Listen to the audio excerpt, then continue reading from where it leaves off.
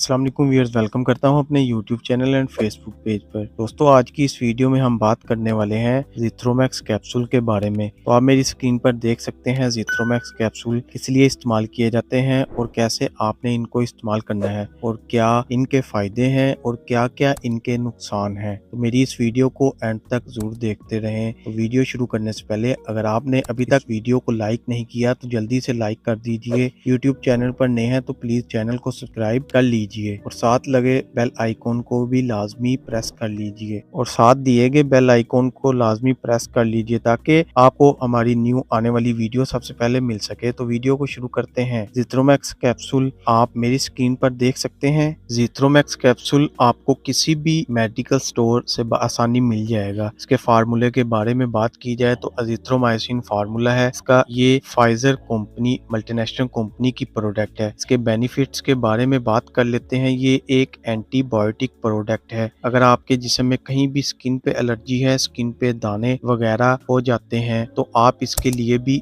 ज़िथ्रोमैक्स capsule का इस्तेमाल कर सकते हैं। अगर आपको गले में टॉन्सिल्स हो जाते हैं, गले में दर्द होता है, गले में रेडनेस हो जाती है तो आप इसके लिए भी ज़िथ्रोमैक्स कैप्सूल का इस्तेमाल कर सकते हैं। अगर आपके कान से पीप आती है या आपके कान के अंदर दाना बन चुका है या आपके नाक के अंदर दाना बन चुका है तब इसके लिए भी ज़िथ्रोमैक्स